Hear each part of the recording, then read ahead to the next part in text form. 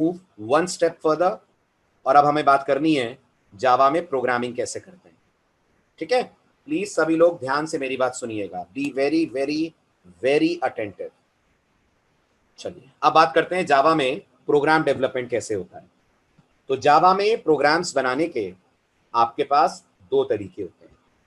There are two ways using which we can write, we can develop, we can compile and run a Java application. पहला तरीका होता है हम जावा का programme notepad से में रहकर टाइप करें, नोटपैड ओपन करके जावा का प्रोग्राम टाइप करें, और जैसे आपने कमांड प्रॉम्प्ट पे आकर वर्जन चेक करा था वैसे ही कमांड प्रॉम्प्ट पे आके प्रोग्राम को कंपाइल और रन करें। दोबारा मेरी बात प्लीज ध्यान से सुनिएगा। पहला तरीका है आप नोटपैड खोलें, नोटपैड में जावा का प्रोग्राम लिखें जो मैं आपको अभी सिखाऊंगा लिखना, और एक बार नोटपैड में प्रोग्राम लिख लिया उसके बाद उसे सेव करें। कंपाइल और रन करने के लिए आप आए कमांड प्रॉम्प्ट पे। कमांड प्रॉम्प्ट समझ रहे हैं किसको बोल रहा हूं मैं बार बार? राइट, कमांड प्रॉम्प्ट वही ब्लैक कलर वाली विंडो है जहां पे बैठकर हमने अभी वर्जन चेक करा था। ये पहला तरीका होता है। ओके, ये तरीका किसके लिए है? ये तरीका आपके जैसे बिगनर्स के लिए है। अगर आप जिंदगी में पहली बार जावा पढ़ रहे हैं, लाइफ में पहली बार जावा से इंटरेक्ट कर रहे हैं, तो आपको शुरुआत इस तरीके से करनी चाहिए।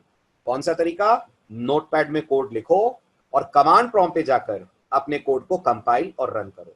ऑफ कोर्स इसमें मेहनत ज्यादा है, ऑफ कोर्स इसमें समय ज्यादा लगेगा, लेकिन ये तरीका आपको जावा की हर इंटरनल डिटेल अच्छे से समझा देगा।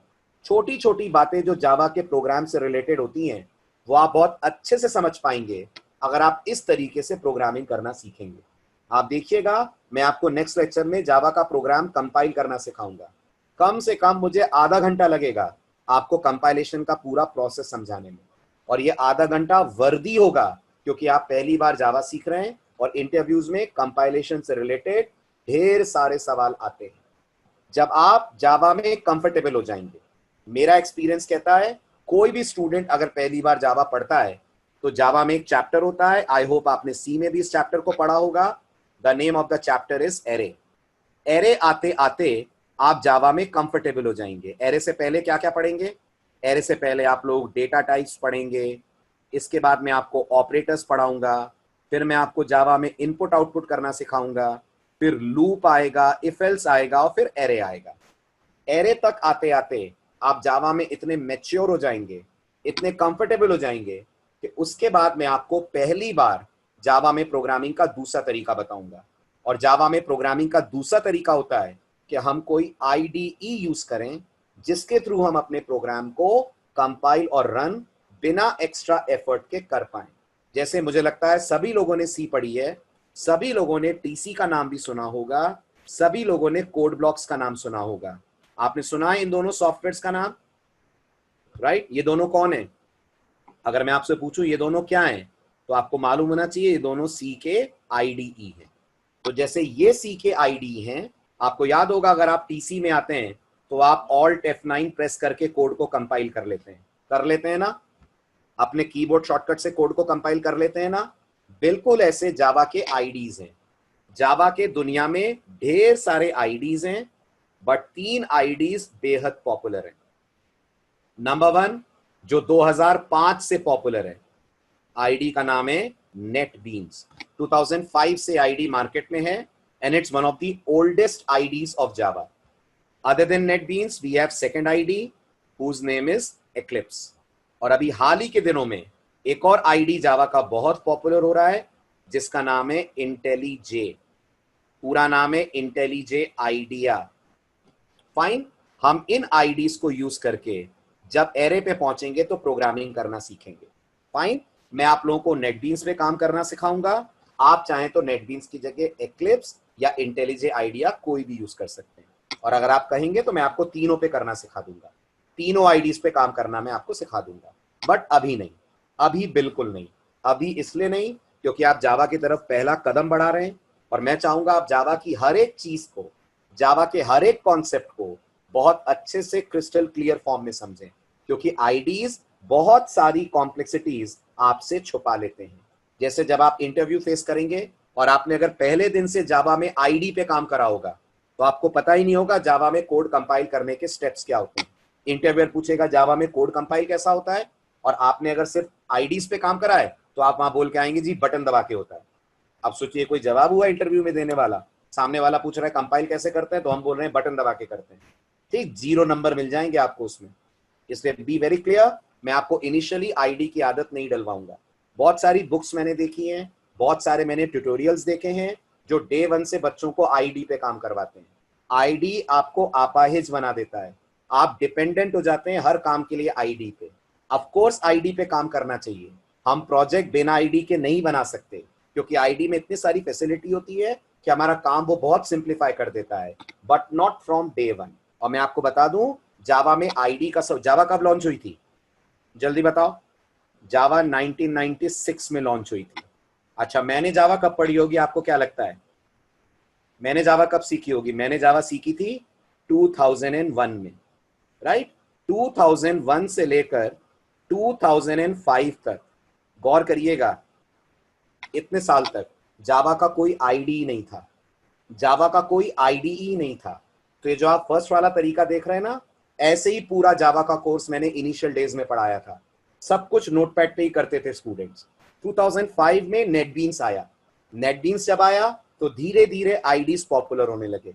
लेकिन आज भी मैं चाहता हूं कि स्टूडेंट्स कम से कम बेसिक पार्ट जावा का विदाउट आईडी कवर करें, उसके बाद मैं आपको माइग्रेट करूंगा टुवर्ड्स आईडी। आई बात समझ में? तो जावा अपनी लॉन्चिंग से यानी 1996 से लेकर 2005 तक 9 साल तक जावा का कोई आईडी नहीं था। इसलिए अपन भी इनिशियली जावा कोर्स के बिल्कुल कोर लेवल पे समझे, और वो नोटपैड से समझाने से अच्छा कोई और तरीका नहीं है। तो we'll write the program on Notepad, we'll compile it through command prompt. और ये सिलसिला कब तक चलेगा? कब तक चलेगा ये सिलसिला? ये सिलसिला चलेगा एरे चैप्टर आने तक। जिस दिन एरे स्टार्ट होगा उसके ठीक पहले मैं आपको फर्स्ट इंट्रोडक्शन दूंगा आईडी यूज कैसे करते हैं। टिल देन आपको कोई आईडी डाउनलोड करने की जरूरत नहीं है। Clear everyone? सब लोग समझ रहे हैं मेरी बात को? आपका डाउट दूर हो गया जो आप पूछ रहे थे आईडी डाउनलोड करना है क्या? अभी नहीं करना है, आईडी डाउनलोड करना है लेकिन कुछ दिनों के बाद, और वो भी मैं आपको बताऊंगा कहां से डाउनलोड करना है, कौन सा करना है। अपने मन से कुछ मत कर लीजिएगा। तो अभी आपको सिर्फ एक चीज डाउनलोड करनी है, JDK 14.0.1, that's it. Everyone clear?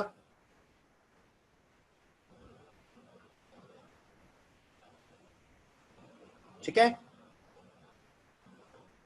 अरे शैला, ये तो आपने बहुत बड़ा सवाल पूछ लिया। जावा को डेटाबेस से कैसे कनेक्ट करते हैं? अभी डेटाबेस पे कहां पहुंचे हैं अपन? डेटाबेस आपके कोर्स का लास्ट टॉपिक है। आप सोचो क्लास 1 में बच्चा आया है और आप उससे पूछ रहे हो डिफरेंशियल और इंटीग्रेशन क्या होता है, बता पाएगा क्या वो बच्चा?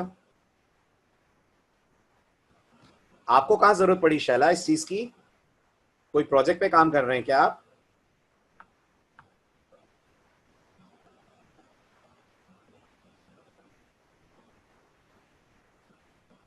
तो फिर ये डाउट कैसे आया दिमाग में? किसी ने पूछा आपसे?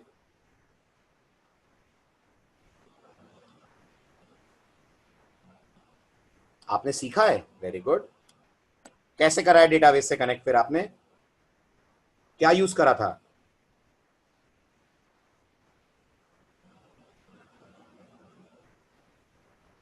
जावा में डेटाबेस से कनेक्ट करने के लिए हम लोग जावा की एक टेक्नोलॉजी पढ़ेंगे, सुन लीजिए आपने पूछा है तो, and that technology is called as JDBC, where JDBC stands for Java database connectivity.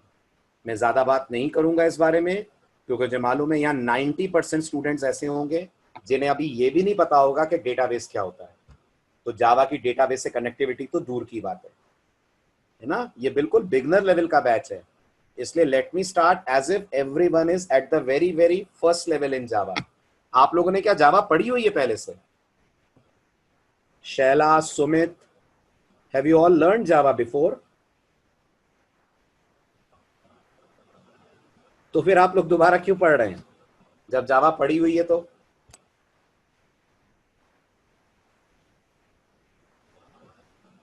Very good, many new features have arrived, very good, very good, very good.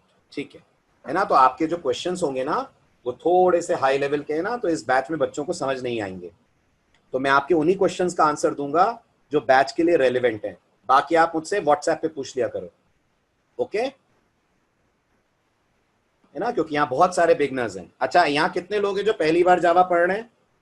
Give me a yes. कितने students हैं जो पहली बार जावा पढ़ रहे हैं?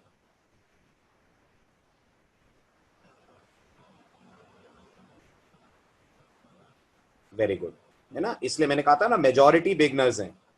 तो पता ही नहीं चलेगा, उनको लगेगा सर क्या बोल रहे हैं, कुछ समझ ही नहीं आ रहा, लेक्चर बोरिंग हो रहा है। इसलिए मैं उन सवालों के जवाब अब नहीं दूंगा जो थोड़े अबव स्टैंडर्ड हैं, वो मैं आप लोगों को अलग दे दूंगा। आप मुझसे पर्सनली व्हाट्सएप पे या टेलीग्राम पे पूछ लेना, ठीक है, या टेलीग्राम ग्रुप में पूछ लेना। Okay Shaila, Sumit, clear?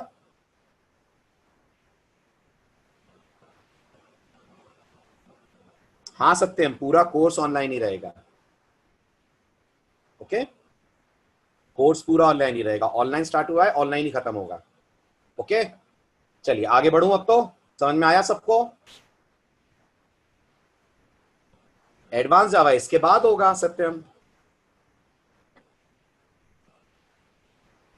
ठीक है। चलिए आगे बढ़ते हैं।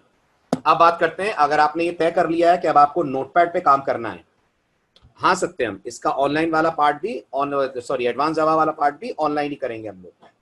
वो मैं आपको इन्फॉर्म कर दूंगा जब ये बैच फिनिशिंग स्टेज पे होगा, तो ऑनलाइन की डिटेल्स आ जाएंगी एडवांस जावा के ऑनलाइन वर्जन की, ठीक है। चलिए अब बात करते हैं, अगर आपने तय कर लिया है कि आपको जावा नोटपैड पे ही करनी है, तो ये काम आप कैसे करेंगे?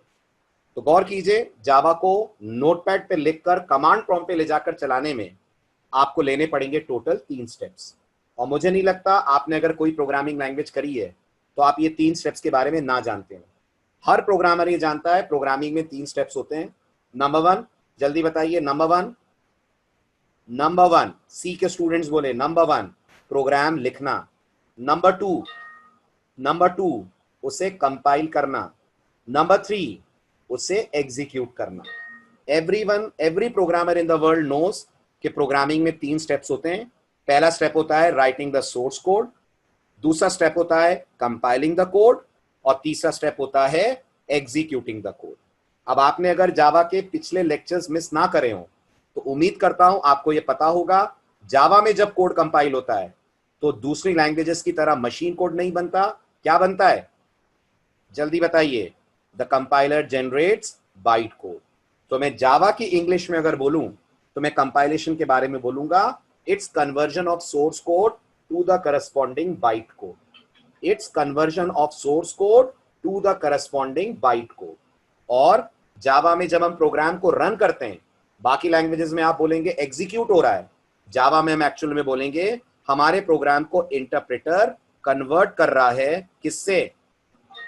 किससे? बाइट कोड फॉर्म से मशीन अंडरस्टैंडेबल फॉर्मेट में। तो आप ये भी बोल सकते हैं compilation in Java is conversion of source code to byte code, execution in Java is conversion of byte code to machine dependent format. Clear हुआ? मेरी बात समझ पा रहे हैं सभी लोग? ठीक है। अब इसमें से कौन सा वाला काम नोटपैड पे होगा? इसमें कौन सा वाला काम नोटपैड पे होगा? Very good. ये जो पहला काम आपको दिख रहा है, this will be done on notepad. Fine.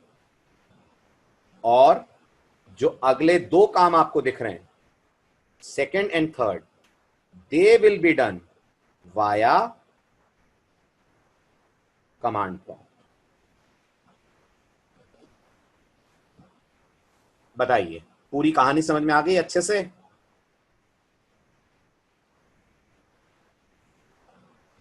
ठीक है। These are 3 major steps.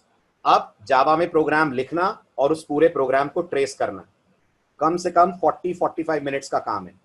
तो आज मैं नहीं कर रहा हूं इसको स्टार्ट, ये मैं स्टार्ट करूंगा नेक्स्ट लेक्चर में। मेक श्योर आप लेटेस्ट 6:35 तक प्लीज लॉग इन कर जाइएगा, है ना, ताकि हमें पूरा लेक्चर मिले। क्योंकि मैं नहीं चाहता मैं बीच में पढ़ा के छोड़ दूं, फिर अगले दिन आपको पढ़ाऊं तो आप भूल भाल जाएं। एक ही दिन में पूरे प्रोग्राम को हमें समझना पड़ेगा और तभी समझ आएगा वो। तो next lecture is very crucial. Make sure 6:35 तक आप सब लॉग इन कर जाएं।